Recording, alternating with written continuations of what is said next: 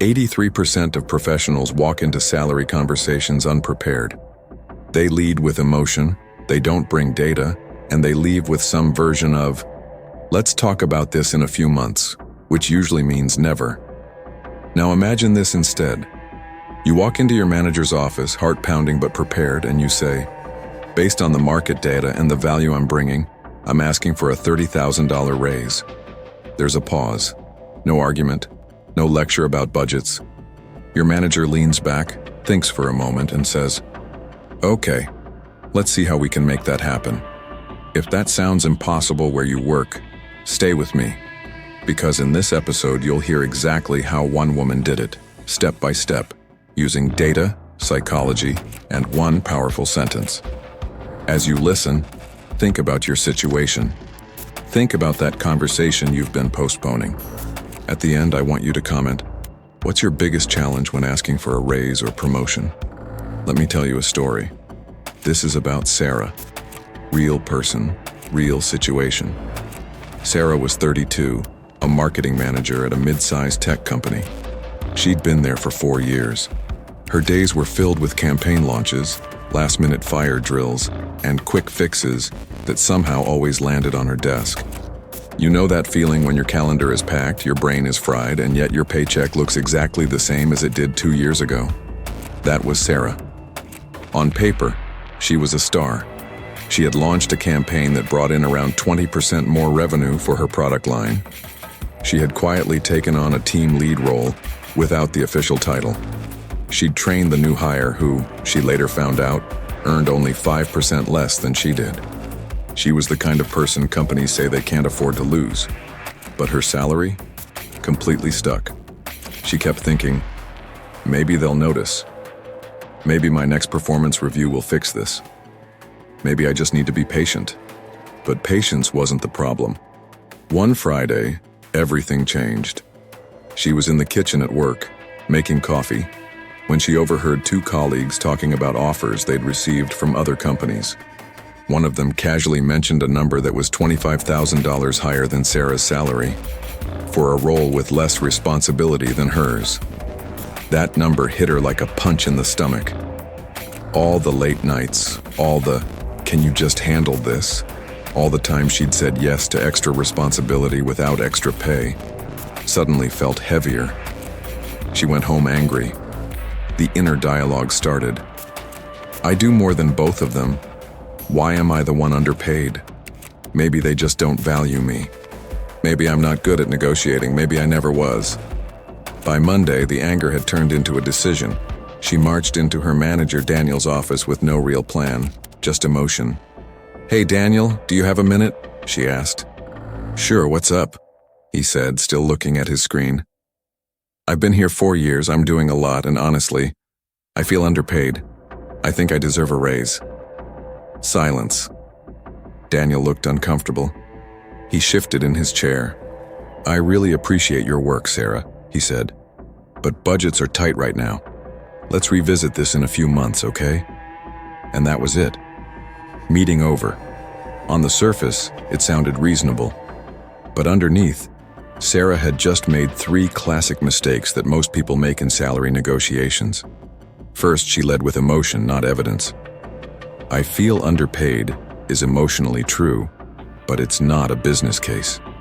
In a negotiation, raw emotion without structure puts the other person on the defensive instead of into problem-solving mode. Second, she asked for a raise without an anchor. She never mentioned a number, a range, or any market data. When you don't set the first number, the other side's default anchor is as little change as possible. She walked into a negotiation unarmed. Third, she made it easy to say, later. Let's revisit this in a few months sounds polite, but it's usually a soft no disguised as someday. She left without a timeline, without criteria, and without any clear next step. She went home that night feeling embarrassed, stuck, and a little ashamed. And this is where most people stop. They tell themselves, I tried, and they live with it. But something happened that night that changed everything. That evening, lying on her couch with her laptop, Sarah started searching. She typed things like how to negotiate a raise, how to ask for more salary. underpaid marketing manager. She stumbled onto content about negotiation and influence. She saw two names pop up again and again: Robert Cialdini, the psychologist who studied why people say yes, and Chris Voss, the former FBI hostage negotiator. She thought, if these techniques work in hostage situations and in high-stakes business deals, maybe they can work with my salary too. Right there, she made herself a quiet promise. Next time I talk to Daniel, I will not just ask for a raise. I will negotiate like a professional. She grabbed a notebook and started building a simple framework for herself. Think of this framework like a bridge from where your manager is today to yes. Each part is one pillar of that bridge. The first thing she did was arm herself with data. No more, I feel underpaid. She wanted to walk in as someone who knew the market, knew her numbers, and knew her value. She went to salary websites and pulled market ranges for her role in her city and industry. She messaged two trusted people in her network and asked them, what's the realistic salary band for someone with my experience managing these budgets and leading a small team? She compiled everything into a single page. Her current salary, the market range for her role, her key achievements with numbers. She highlighted 3 specific wins: Campaign X, which generated about $1.2 million in additional revenue, a process improvement that reduced wasted ad spend by roughly 15%, onboarding and training 3 junior marketers, which freed up Daniel's time for more strategic work. This wasn't bragging. This was evidence. She practiced saying it out loud. Based on current market ranges for marketing managers in our industry and the results I've delivered in the last 2 years, my current compensation is about $25,000 to $35,000 below the typical range. No drama, no complaining, just facts. Then she realized something else. The first time she had walked in with the frame, I feel underpaid, she needed a new frame. This time, she wanted Daniel to see the raise as a mutual win, a way to keep a high performer, to reward the behavior they claim to value, and to stay consistent with past promises. She wrote a new opening line and rehearsed it. Daniel, I'd love to discuss how we can align my compensation with the scope of responsibility I've taken on and the results I've delivered, so I can keep growing here long term. Feel the difference? It's no longer, give me more money. It's let's align compensation with the reality of my role so I can stay and keep delivering. She also remembered something Daniel had said 6 months earlier, during a one-on-one. He'd told her, as you take on more leadership, we'll revisit your level and compensation. So she scripted a gentle reminder. 6 months ago, you mentioned that as I took on more leadership, we'd revisit my level and scope. I'd love to pick up that conversation now with some concrete data. Rather than attacking him, she was inviting him to be consistent with his own words. Next, Sarah turned to Chris Voss's ideas, tactical empathy, and calibrated questions. She realized that Daniel wasn't just a gatekeeper. He also had a boss. He had constraints, budgets, pressures, and fears. If she made it a fight, he'd shut down. If she made it a joint puzzle to solve, she had a chance. So she prepared phrases that showed she understood his position and questions that forced both of them into problem-solving mode. She practiced saying, I know you're under a lot of pressure with budgets this quarter, and the last thing I want is to create more stress for you. Then she planned to follow with, how can we look at my compensation in a way that fits the budget, but also reflects the value I'm bringing? That how can we is important. It turns the raise into a shared challenge instead of a demand. She also prepared what Voss calls no-oriented questions, questions where the other person feels safer saying no than yes.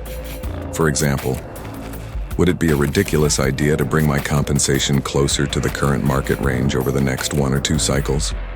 Most managers are more comfortable saying no, not ridiculous, than yes, that's correct.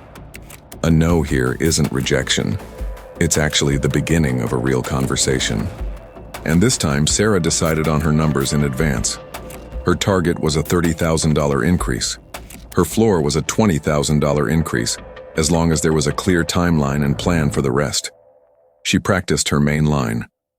Given the market data and the scope I'm handling, I'm looking to adjust my base salary by about $30,000 to bring it in line with comparable roles. Calm, Matter of fact. No apology. Finally, she turned all of this into a simple script that she could use as a guide.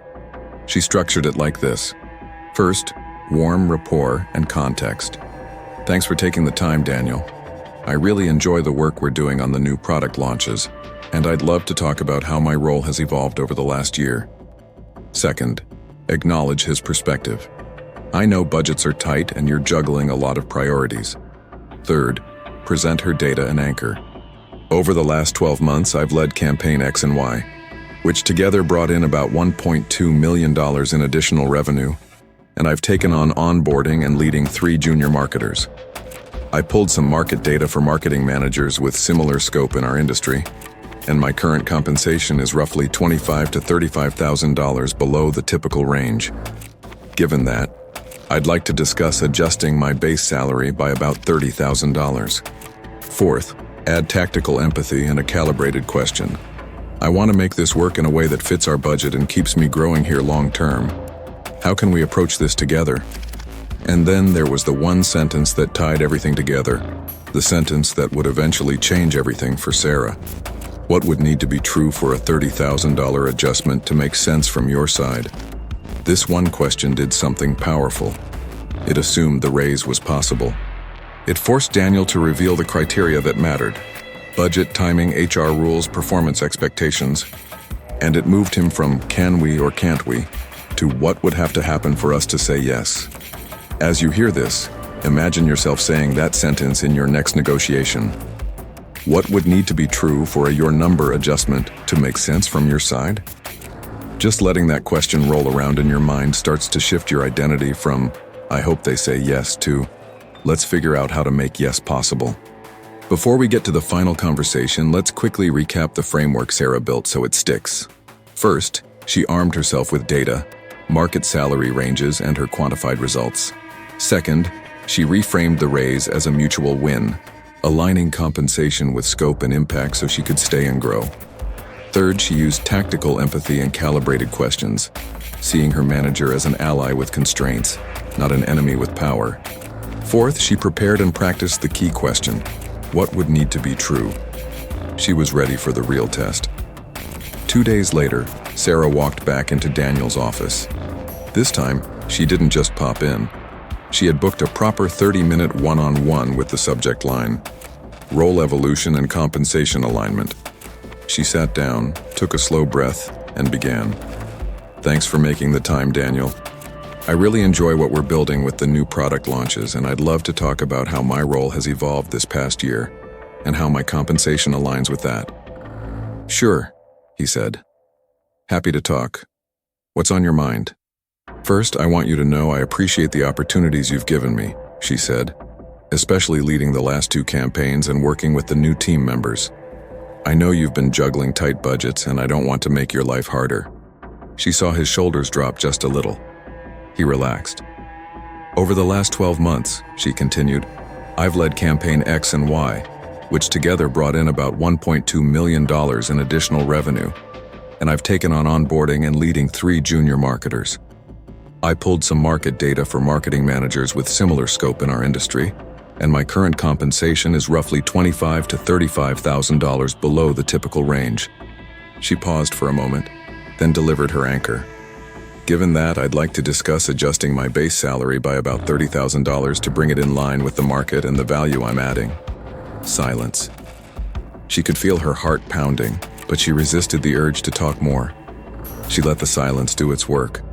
Daniel finally spoke. Okay, he said slowly. I won't lie. Budgets are tight this quarter. That's a significant jump. Here came her moment to use tactical empathy. I completely understand, she said. And the last thing I want is to put you in a difficult position.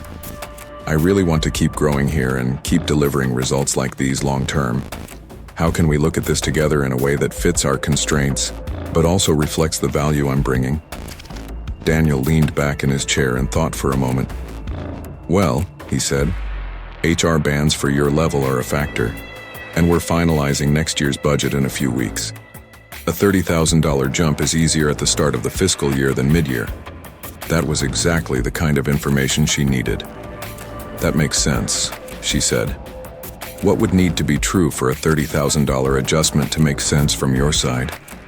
He looked at her a little surprised by the question. Honestly, he said, I'd need to be confident we can keep you here for at least the next 2 years, that you're committed to leading the team as it grows. And I'd need to justify the increase with clear impact numbers like the ones you just showed. That's exactly what I want too, she replied. I'm committed to being here and continuing to lead the team. And I can put together a one-page summary of the impact metrics you can use with HR and finance. Would it be a ridiculous idea to make that adjustment effective at the start of the new fiscal year? He smiled slightly. No, he said. Not ridiculous. Let me talk to HR. I can't promise the full 30 immediately, but I think we can get close and map out the rest. They ended the meeting with a clear plan. Daniel would talk to HR within a week. Sarah would send him a one-page document summarizing her impact and the market data. They would align on numbers before the budget closed. 3 weeks later, they had a follow-up call. Good news, Daniel said. We're increasing your base by $20,000 starting next quarter, and we've updated your title to Senior Marketing Manager. If you hit the goals we've set for the next year, we'll add the remaining $10,000 in the next cycle.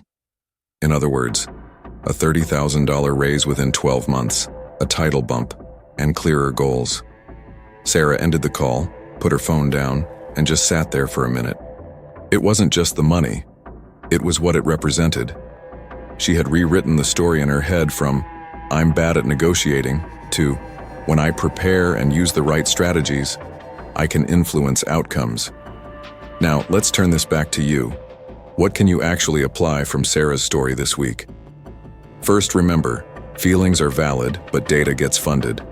You can express how you feel, but your request should rest on numbers, market ranges, and your impact. Second, don't just ask for more money. Frame it as aligning compensation with scope and impact so you can stay and keep growing with the company. Third, stop seeing your manager as an obstacle. Start seeing them as an ally with constraints. Use phrases like, I know you're under pressure with budgets, and how can we approach this together? Fourth, use the question that changed everything for Sarah. What would need to be true for this adjustment to make sense from your side? That one sentence moves the conversation out of yes or no and into problem solving. It's also a subtle NLP presupposition. It assumes the adjustment is possible. You're just clarifying the conditions. Here are 2 simple actions you can take this week, even if you're not having the conversation yet. Action 1.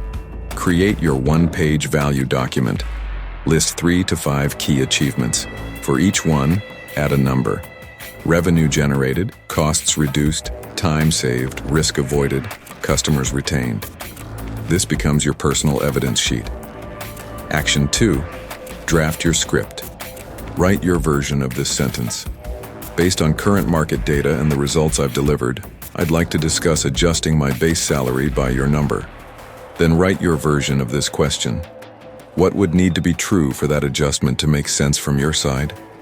Read them out loud a few times. Let your brain hear you saying them.